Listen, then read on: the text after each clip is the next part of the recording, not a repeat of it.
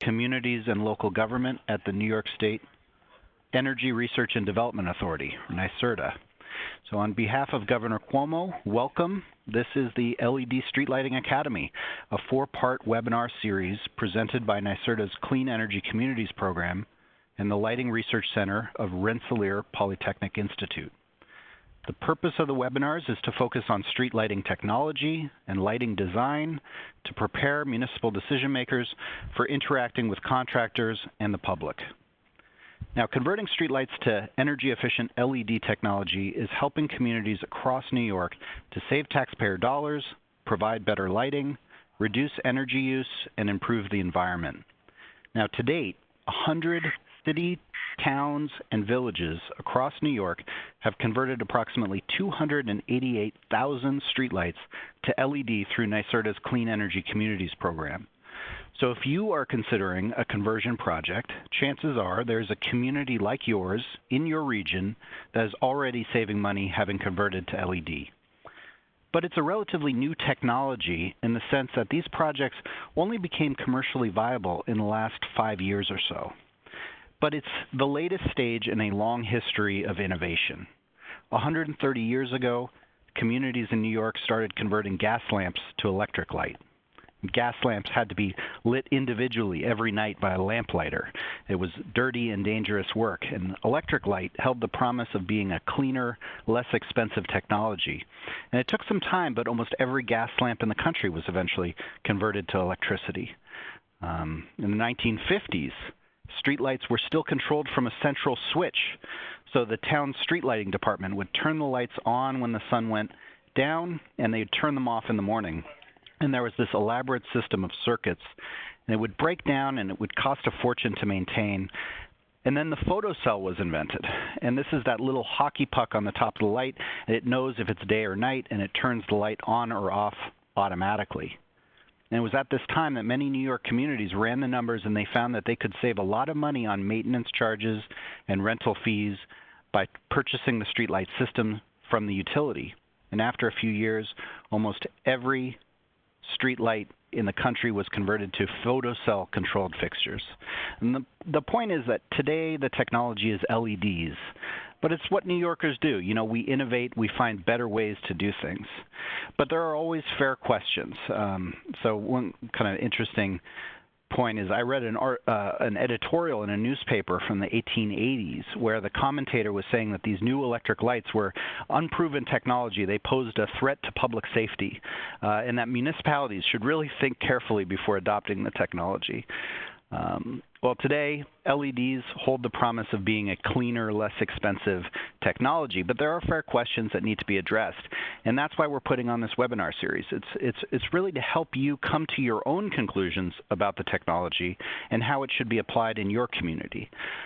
For many years, NYSERDA has provided technical information on lighting in general and helping customers choose the best technology, and it's in that context that we've developed this partnership with the Lighting Research Center, which is today the world's leading center for lighting research and education.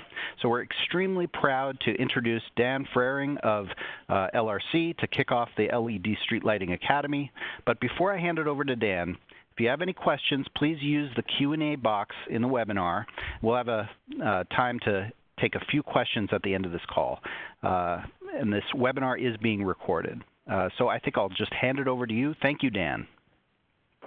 Thank you, Brad. Hi, everybody. Dan Frering from the Lighting Research Center. I'm also here with John Bullough, who's the Director of Transportation and Safety Lighting Programs. He'll talk in a minute or so. Oh, that's interesting.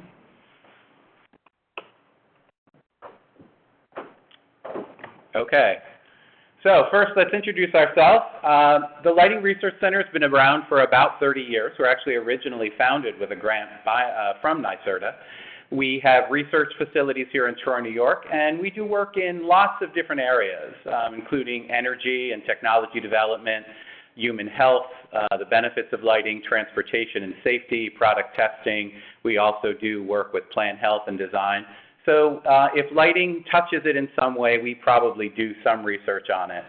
We have a staff of about 30 people, as well as 15 or so graduate students in master's and PhD programs in lighting. Just to give you an outline of what we're going to cover today, first we're going to discuss what the purposes of street lighting are. Then we're going to look at how you determine if street lighting is needed in an area at all, or if you're looking to expand or retrofit lighting, what are some of the things you need to think about with that. We're going to also talk about good lighting. What are some of the things that represent what good lighting is. We're going to look at an overview of opportunities for LED technology, and then we're going to talk a little bit about some of the services that are offered through this project that we're doing with NYSERDA, and we'll have some questions at the end. This webinar is the first in a series of 4, as most of you probably know. So this really is just our opportunity to give you an overview, and we'll go in depth into some of these topics more in later webinars. So I now am going to turn this over to John, and he's going to talk to you about the purposes of street lighting. Okay, thank you, Dan, and hello, everybody. Really, to begin, before we move into some of the specifics of LEDs, we really want to just share a little bit about what the purposes of street lighting. Why do we install street lighting in the first place? So it's probably not surprising that there are actually, there are multiple reasons that we would want to use street lighting. Obviously, lighting at night helps us see in conditions where it would otherwise be difficult or impossible. For example, we know cars at night on the road have headlights, but those are limited in range and they can be glaring. And of course, pedestrians who are also using the road and near the road don't have headlights, but they also, of course, need to see. Limiting or reducing the number of crashes is obviously a big motivator for installing street lighting. And so is helping both drivers and pedestrians feel more comfortable when they're using the road, the street, and the sidewalks adjacent to that. Now, street lighting can also be a factor in reinforcing feelings of personal security or safety. So that sometimes is compromised when we're walking through a dark area at night. And lighting can help improve that sense of safety and security. And finally, not only feeling safer, but there is a widespread belief that street lighting can actually help reduce criminal activity, and we'll talk about that as well. And then this first part of this morning's webinar, we're going to walk through each of these in a little bit more detail. So improved visibility, obviously being able to see better, it probably seems rather sort of intuitive and obvious, and in so many ways it is, right? We need lighting to see.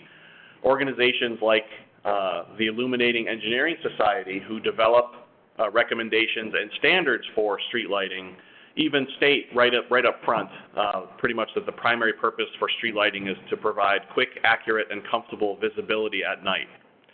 So as we've mentioned, one aspect of street lighting is to help drivers see beyond the range of their car's headlights. In fact, any time that we're driving at night on an unlighted road with our low beam headlights, if we're driving faster than about 35 or 40 miles an hour, we're taking a risk that we may encounter hazards, whether those are people or other fixed objects that we may not have time to stop for because we can't see far enough ahead. And so what lighting does is give people some additional range. It also helps pedestrians, for example. They need to see hazards that might be on the ground, changes in elevation where curbs are and other things, as well as being able to see people in the vicinity who they might not be familiar with.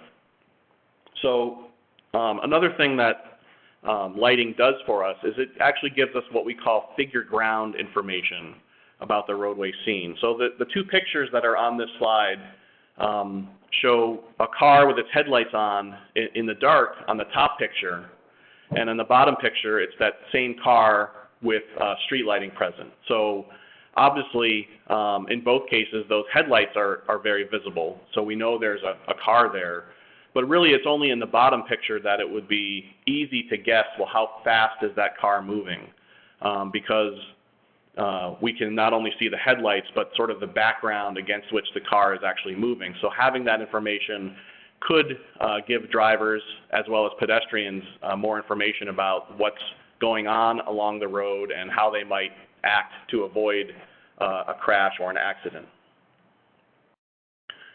And it's not just that sort of chain of logic. It makes sense that if we can see better, that hopefully that allows us to avoid a crash.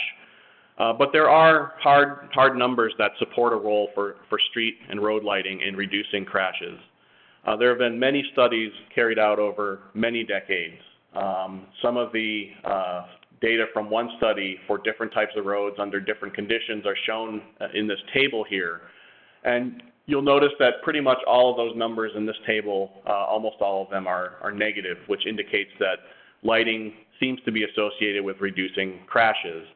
And not necessarily every study that has been done has shown that lighting seems to have an association with reduced crashes, but a clear majority of them seem to indicate that yes, street lighting does help reduce crashes at night.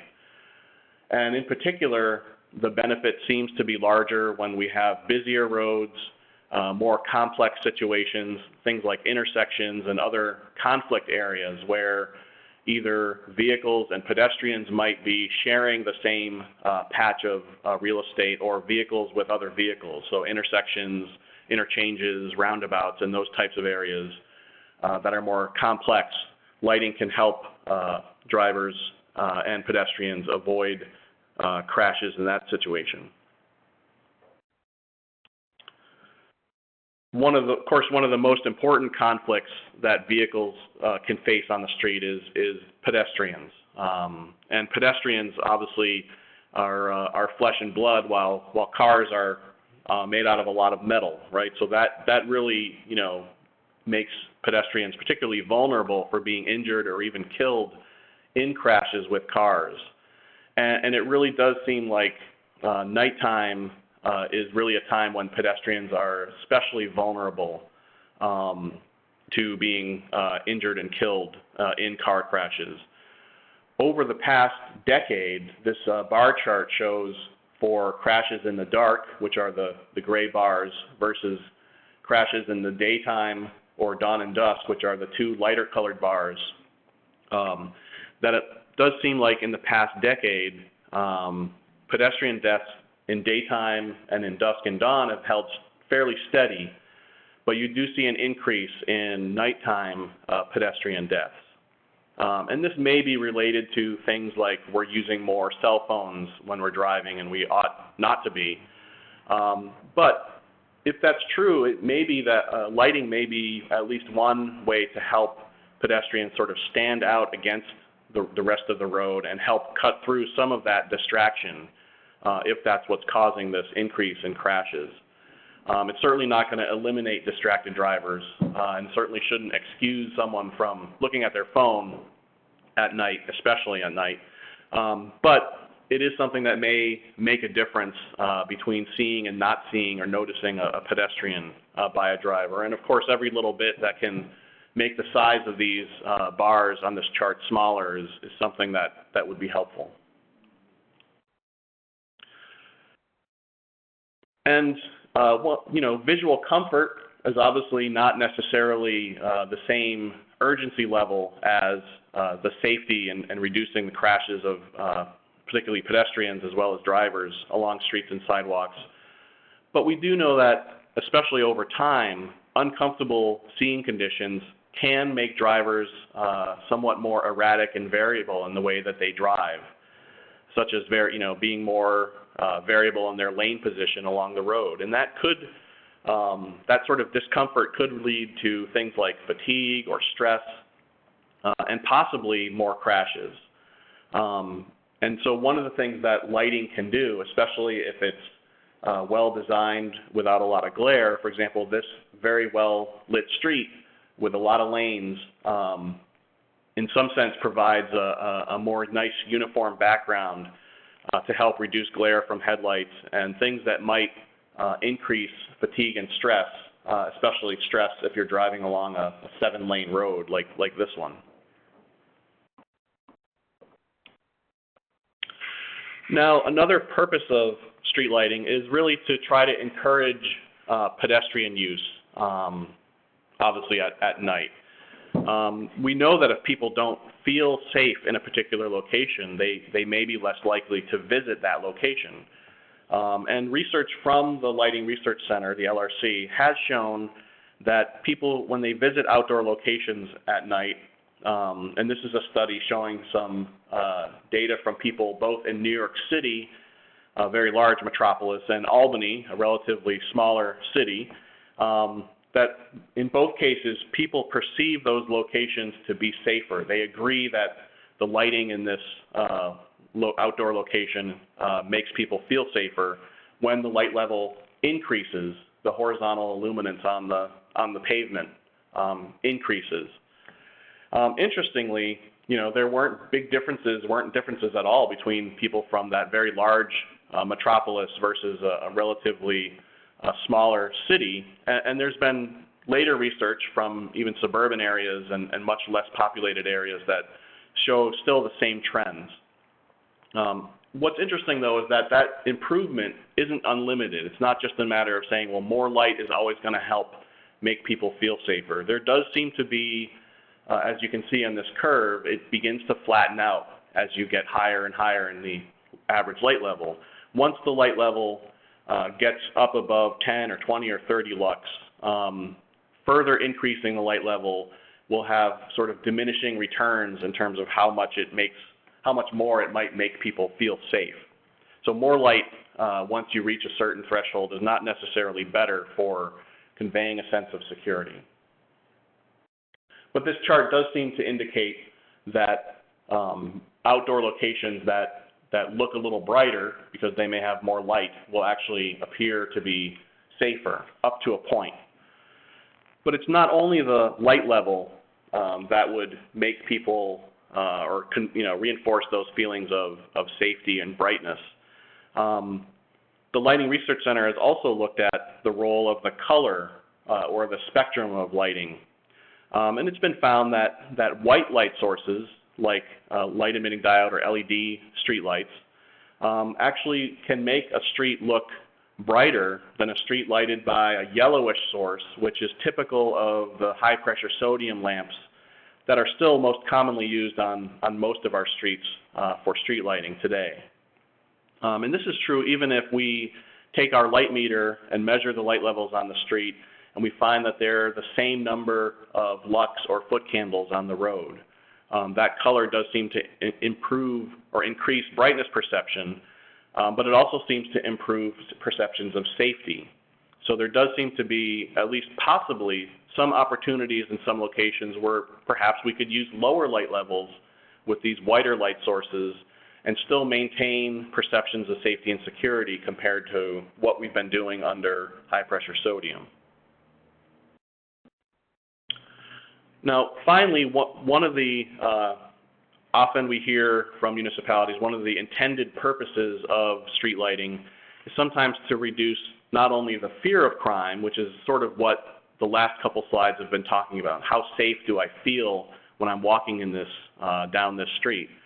But obviously, there's interest, especially from municipalities, to actually reduce the incidence of crime. So we know we feel safer in those locations. Obviously, we can see other people and where they might be hiding, for example, if they mean to do us harm.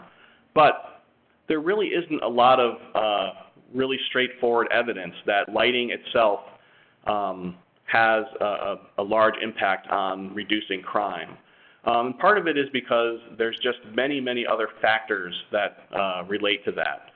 In some cases, lighting has been shown in studies to have no measurable effect on crime.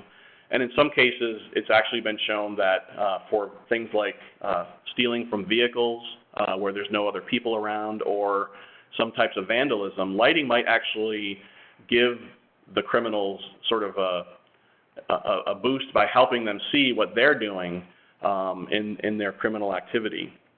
Of course, lighting should be, if it's going to be used for this purpose, a part of an overall security strategy that probably needs to include somehow eyes on the location, whether that's police patrols or the presence of people who obviously could serve as witnesses and so on. Lighting alone is not going to be a very reliable crime fighter, but it may be part of an overall security strategy.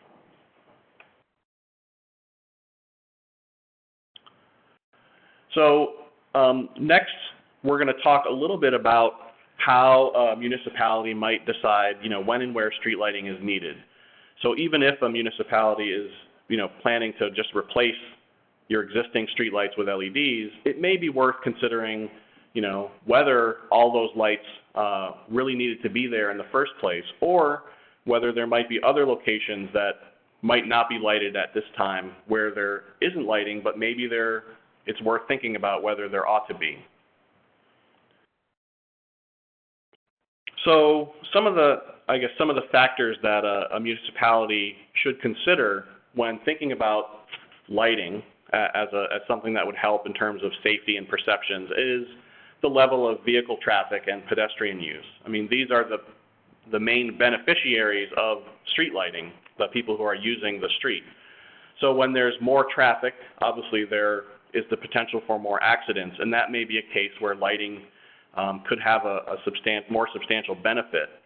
The speed of vehicles also can affect when and where lighting can be helpful.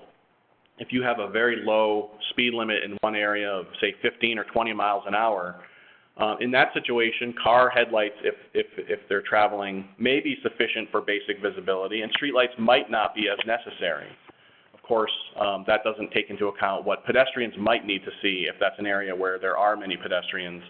And of course, if a location has a history of frequent nighttime crashes, that also might indicate that lighting could be beneficial. Pedestrian use also is another issue that might increase the potential benefit of lighting, especially in those areas where pedestrian use is frequent and lasts throughout much of the entire night. And of course, that's going to happen in certain neighborhoods. For example, those with active nighttime businesses like restaurants, bars, theaters, and so on. Location that has that type of commercial activity could be a candidate where lighting would be expected to be more beneficial than other locations.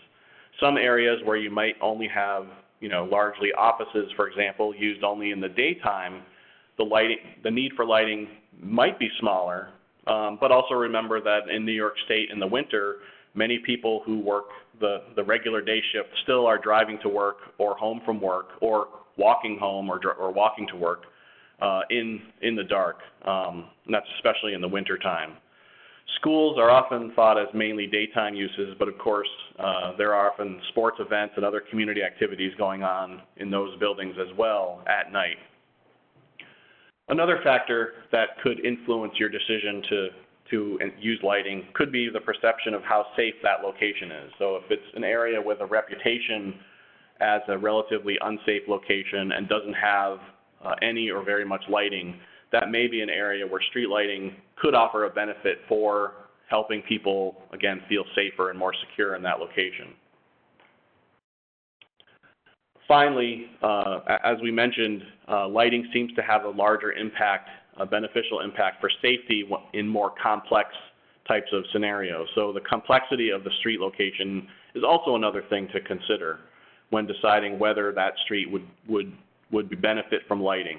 So when you have intersections that especially ones that have unique geometries, where you don't always know exactly where the road is going or coming from at non-right angles, for example.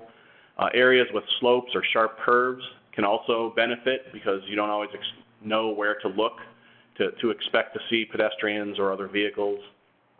Even unique situations like roundabouts or these traffic circles where drivers don't even necessarily know where to look for pedestrians who are trying to cross some of those types of roadway facilities. And lighting may be something that can help make those pedestrians stand out more while the drivers themselves are trying to navigate through what might be a confusing roundabout. All these things like medians and other sort of geometric factors, whether there's lots of parking on the street, all those things may be part of your decision to say, is lighting going to help me see pedestrians or other vehicles in this situation?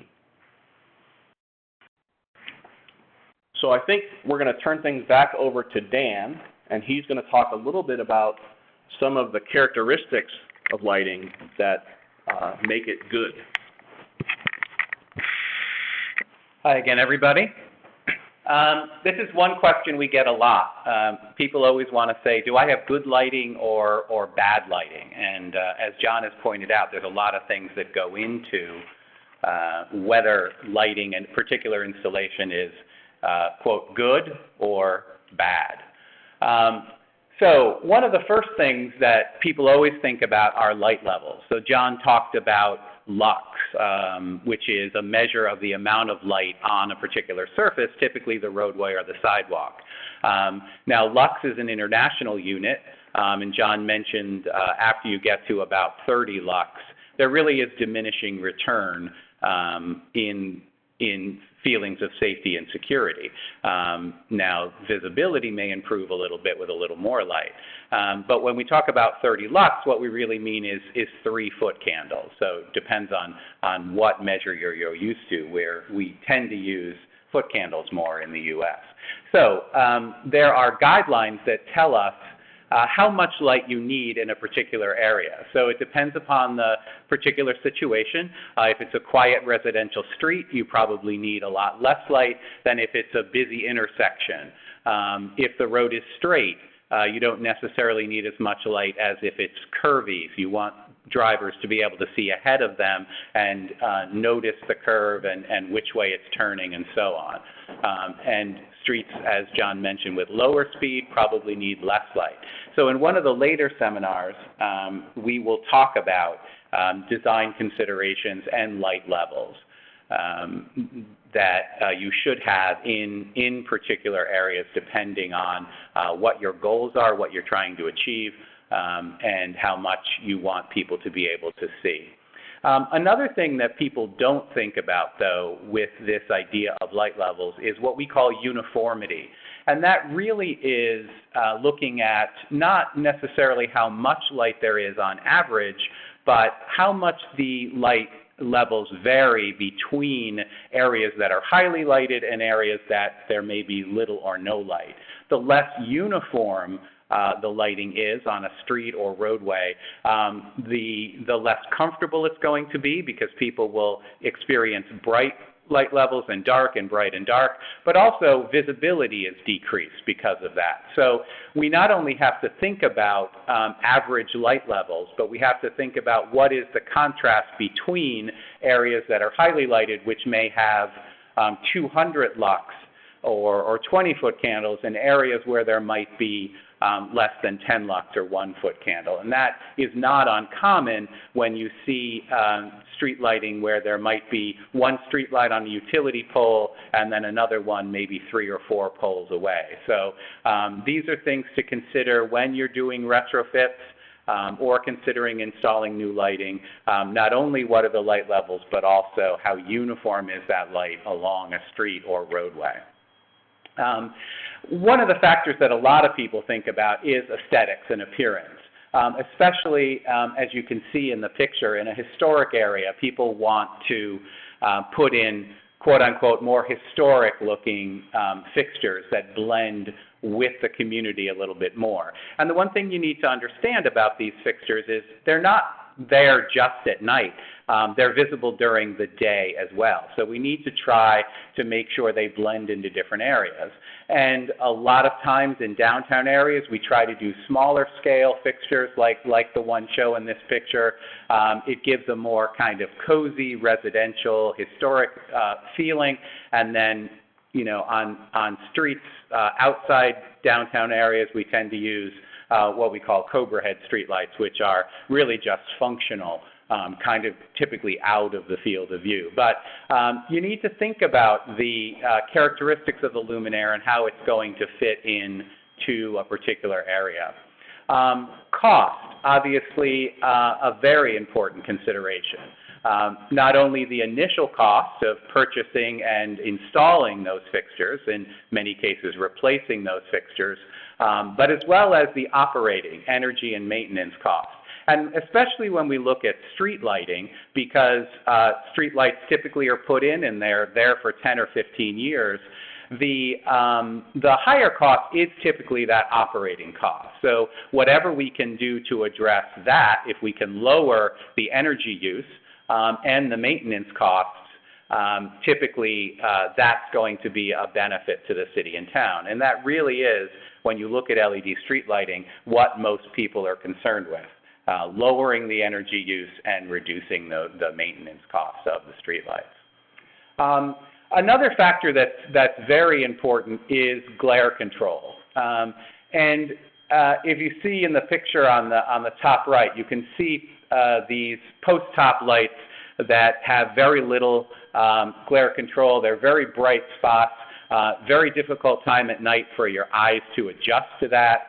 And so it's difficult seeing beyond those or past those lights because all you have is this bright source of light in your field of view. So when we look at light fixtures that we might be looking to purchase or replace existing lighting, we have to think about fixtures that are shielded in some way, where the light source is somehow recessed into the fixture, or there are lenses or some other mechanisms that allow us to shield the field of view. And this is particularly important where lights are mounted at a lower height. If you have lights that are mounted at 10 or 12 feet off the ground, they're obviously going to be more in the field of view than lights that are mounted at 30 feet or more. So we have to think about that when we're retrofitting lighting, and think about how bright that source is going to appear. And finally, another thing that many cities and towns are concerned about are the idea of light pollution. And light pollution has several factors. The first one most people think about is sky glow. This is the reason why if you are in the middle of a city and you look up, you see very, very few stars in the sky. And but if you're in a rural area, you tend to see, an abundance of stars. Light that is being emitted into the air around us makes our view of the sky less evident. And so people want to see the stars. They want to be able to look up at night. So we have to think about how can we choose fixtures that are going to lower that impact. And the other idea is light trespass. And this is light that is going from an area to adjacent parts of the street or sidewalk. So for example, if you live in a city like we do in Troy, many of our homes are built right up to the street. There's just a sidewalk and then there's the street, and there's no place else to put the light fixtures except right on the street. And so that light from that street light, which is doing a good job lighting the sidewalk and street, might also be lighting my bedroom at night through the window. And so we need to think about that and making sure that we can shield those light fixtures or put them in a location where they're not going into other people's property and affecting their view of the night sky or enjoyment of the night. So next we'll talk a little bit about LED systems. Again, we have another seminar next month on October 8th where we'll go more deeply into the technology itself. But let's just talk a little bit about LEDs, light-emitting diodes. It's a very cost-effective light source. As Brad said at the beginning of the seminar, it's really only been in the last 5 years or so where we see LED streetlights becoming much more prominent. Light-emitting diodes were actually developed many, many years ago, but they became a source for architectural and street lighting probably within the last 5 or 10 years. And as their efficacy has improved, they've become much more viable for just about any type of source that we're using. If you look at products, if you go in, look at the store shelves in Home Depot or anywhere where you're going to buy light bulbs, you see that almost all light sources are LEDs now. These LEDs have efficacies that are much higher than other existing light sources. So we typically measure efficacy or efficiency on a lumen per watt basis, kind of like miles per gallon for your car. And so LEDs can be as high as 150 lumens per watt or more, where when you look at, for example, old incandescent lamps, those were about 10 to 12 lumens per watt. But even when you compare that to high-pressure sodium or metal halide light sources, which are the two light sources predominantly used outside right now, you look at those as being 100 to 120 lumens per watt. LEDs are much more efficient. They also are able to provide typically more uniform light, because rather than being one large light bulb, they are small sources of light that can be distributed throughout a light fixture, and they can tend to provide a more uniform light on a street or roadway. So they have a lot of benefits, and they are becoming much more cost effective than they were 5 or 10 years ago.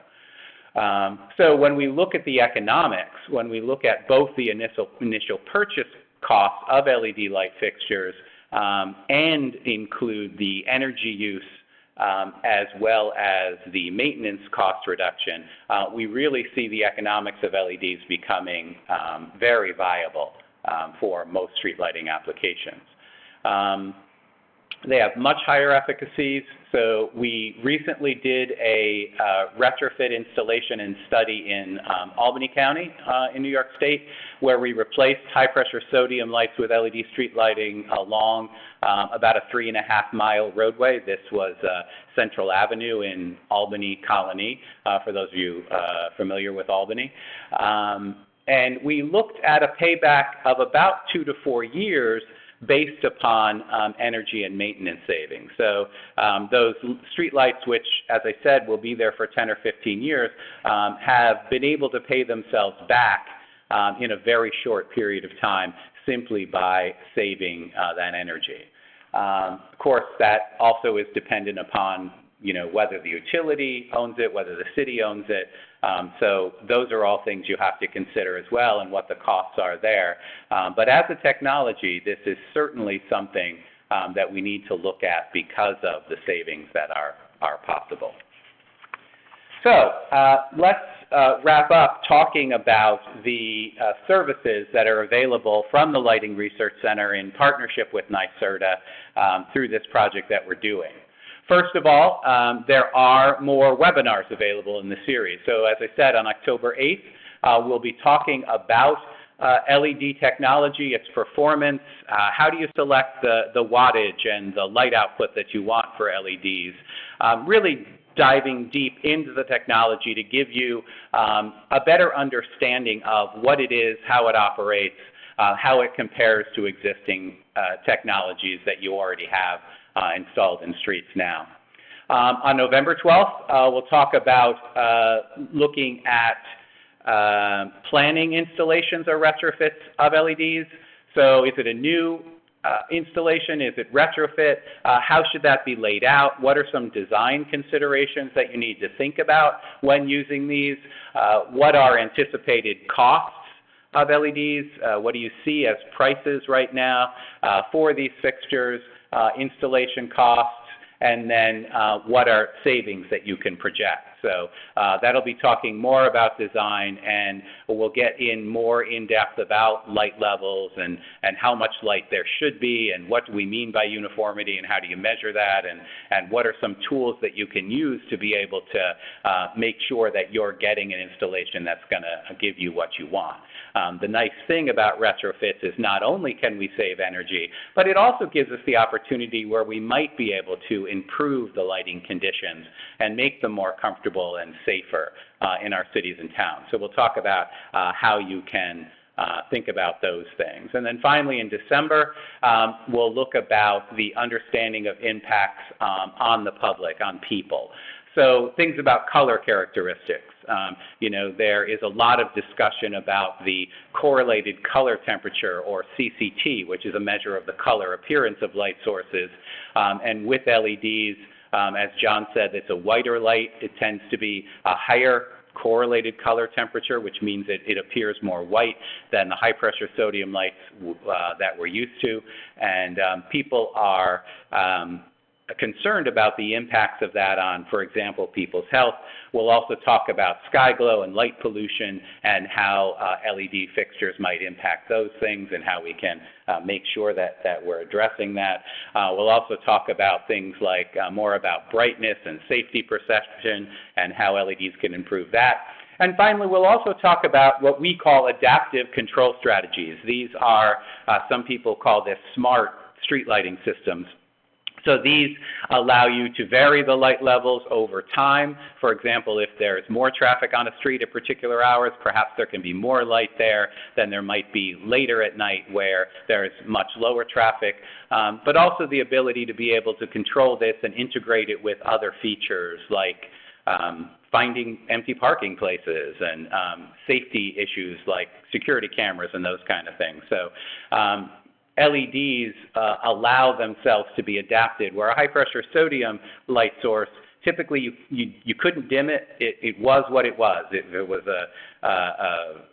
gave you a particular lumen output. It just sat there and did that. You could turn it on, you could turn it off, but there wasn't much else that you could do. Where LEDs allow you to do a lot of different things to adapt them, both as energy-saving strategies as well as trying to make places appear safer, more secure, and so on. And finally, one last service that we are able to provide is technical assistance.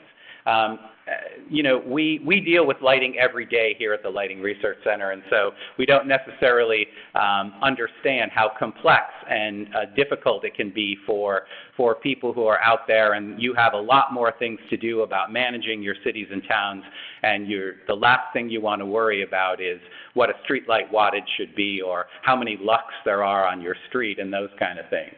So NYSERDA has made available through this project technical assistance from the Lighting Research Center. We have people here who understand design, who are experts in technology, safety, security, those kind of things. So as you look to convert street lighting to LEDs, some of the things that we can help with are product selection. So if you're dealing with a utility or it's a municipal-owned situation, you have different products that you might be able to choose from. How are you going to go about choosing the best product for your particular application based upon what you have existing or what your goals are, how you might want to improve lighting in a new situation? So we can help with that. We can do some technical analysis looking at light levels, distribution. So again, you might not even know what the light level you have on existing streets and roadways are. We can come out, we can take some measurements, we can give you an idea of what those are. We can do some analysis looking at different types of fixtures, looking at how we might improve those light levels and the uniformity and give you a better recommendation than just saying, okay, if it's this wattage high pressure sodium light, here is the wattage of LEDs I should replace it with.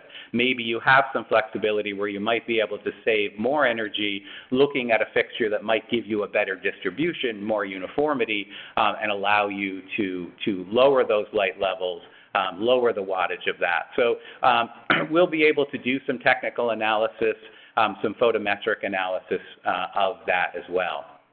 And finally, do some evaluation of existing and replacement lights. So what we've done or planning to do with at least one city or town is to look at some instances where they've already installed LED street lightings. There were some complaints from people in the location. They thought they were too bright. You know, we'll go there, we'll do an evaluation, try to see, well, did we just put in ones that were didn't have good glare control, or is it that the light levels were just too high? So we'll do some analysis there. We can also do, if you want to retrofit one particular area or one street, we can help you with that, help you with the layout, help you with choosing fixtures. And again, we can do some evaluation of that. How much light is there? What are the light levels? What do people think of that particular area? How successful is that? And then that will help you to plan for the rest of the changes, be that if you're going to own those street lights yourself, or if you're going to work with a utility or with NYPA, we'll assist you in trying to make the choices that are going to be best for you and for the people in your community. I think Brad or Rob can explain how you go about doing that more than I'll be able to, but you can contact the Clean Energy Communities coordinators to get that process started if you are a community that would like to access the Lighting Research Center for technical assistance. So that leaves about 10 minutes or so for questions, so I'll turn it back over to Rob, who will, I think, if we have any questions that have been typed in, we'll kind of handle that. Thanks, Dan. Yeah, this is Brad. Let me just go through some of the questions that we've received. And feel free to use the Q&A box if you have additional questions. We won't be able to cover everything, but one question that was asked is, is the slide presentation going to be made available after the webinar? We are recording the webinar, so we will make the webinar itself available for future viewing. We'll also make the presentation slides available in the LED Streetlight Toolkit on the webpage for NYSERDA's Clean Energy Communities program. You can access that by visiting NYSERDA, NYSERDA.ny.gov/CEC for Clean Energy Communities. Also, to access the coordinator support that's available to municipalities throughout New York State, you can Google NYSERDA Clean Energy Community Coordinators, or again visit that website. And they are working on NYSERDA's behalf to help communities navigate the Clean Energy Communities program and to implement the various high-impact actions, one of which is LED streetlights. So here's a question for you, Dan. Based on your experience working with communities on LED streetlight installations, what are some of the complaints or lessons learned that you have experienced? Well, this is John. One of the things that sometimes happens is if one of the things that often happens is you sort of have at least an initial recommendation, which may come from a utility or something that would say, well, a 100-watt sodium fixture should be replaced with, an X-watt LED, and so on and so forth. And sometimes that's perfectly fine depending on sort of what your scenario is. So I think one of the issues is sometimes people don't really have a clear expectation about what the street lights will look like once it's installed, and maybe surprised in some sense that either the light was brighter than they were expecting or not as bright as they were expecting. So I think that's something that's fairly common. Again, we talked about how the color of the light is one of those things that kind of factors into this, as well as the light level and even things like the uniformity. All of that can change those perceptions. So I think sometimes just the different appearance, that it either looked brighter or not as bright, that those rules of thumb are useful for many situations, but not necessarily every specific situation. Okay, thanks, John. Now, we get this question a lot. When we talk about converting to LEDs, are we talking about like switching out just the bulb, or is that the whole fixture? Or can you just tell us a little bit about what technically is involved with conversion? Well, you can do either.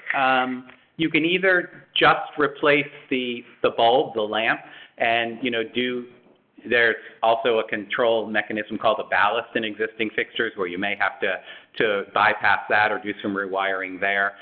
But in most cases, it makes more sense to change out the entire fixture.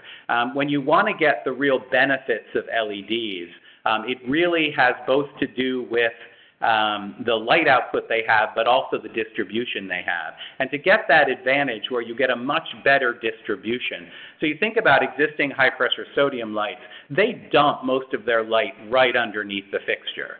And the difference between the light right under the fixture and just a few yards off might be 20 to 1 or more. And where LEDs allow you to distribute that light more evenly, so you get a much more uniform light level. Also, the fixture can be designed to do things like protect from glare. And also, when you think about existing light fixtures, some of those may have been in there for many, many years, 10 years or more, and probably the lens on those fixtures might be yellowed. The lens is designed to distribute the light from the existing high-pressure sodium source, which is a very small source, and when you take LEDs and you try to put a group of them in there, the lens does not do the job that it should to distribute that light. So in most cases, it makes sense to replace the entire fixture with one designed specifically to take advantage of all of the characteristics of the LEDs.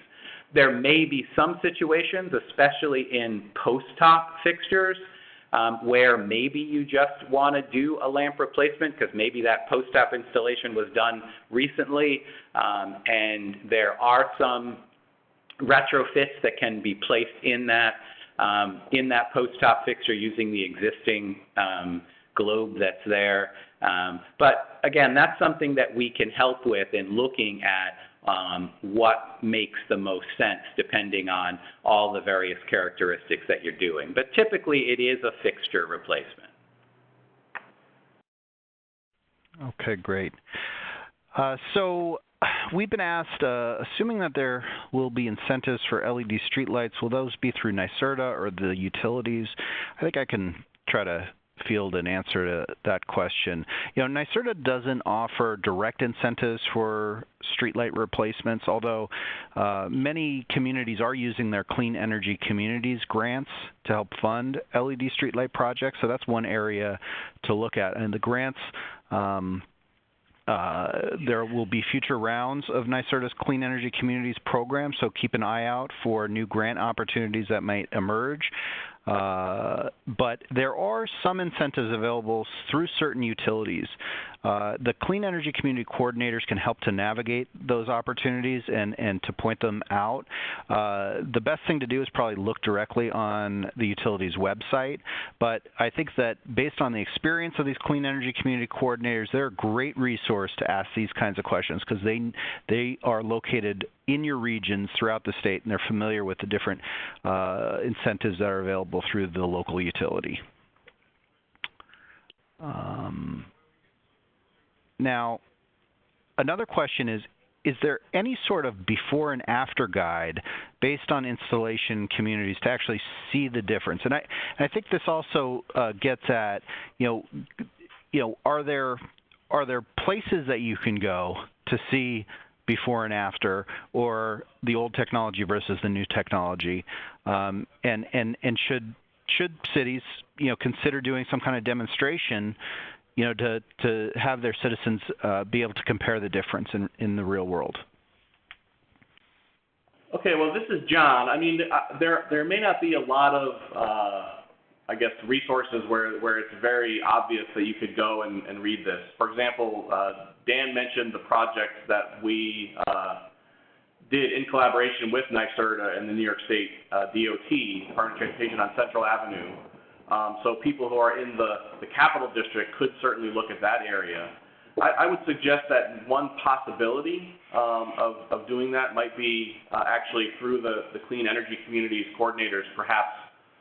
If there are communities in their regions who have already looked at changing some of their streetlights to LED that might be nearby, that might be an opportunity to see some of that. There are a few case studies, so you can Google case studies of LED street lighting. If you do that, you probably want to look for things that are more recent as opposed to from 2009, 2010. So there may be some publications that have some photos and things like that. But probably the best way to really know what's happening is to see it, and that may be one possible way to allow that to happen. Yeah, I know. A lot of communities who are considering this, especially if they have a number of streetlights, might want to work with the utility or whoever they're working with to install the lights to see if they will do a demonstration. Take one particular area or two where maybe you have a lower light level area or an area where it's a downtown area where there's higher pedestrian traffic. Do some retrofits of some existing streetlights.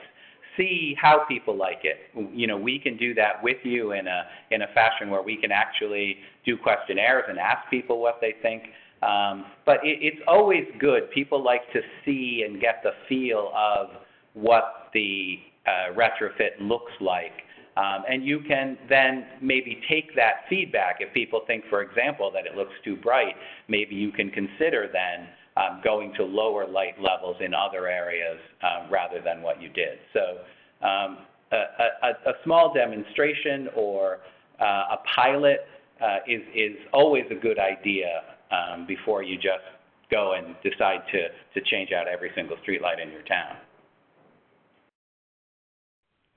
Great. So we've received several other questions, some relating to light pollution, others to streetlight maintenance. Due to timing, we're going to address those issues in future webinars, but given the fact that we're at the top of the hour, we're going to wrap up now. So I just wanted to say again that this is a presentation of the LED Street Lighting Academy between NYSERDA's partnership between NYSERDA's Clean Energy Communities Program and the Lighting Research Center at Rensselaer Polytechnic Institute. Really want to thank Dan and John for providing all this great information. We hope that you found it helpful, and we will see you on future webinars. So do keep an eye out and register for each of those webinars individually. Thank you very much, and have a great rest of your day.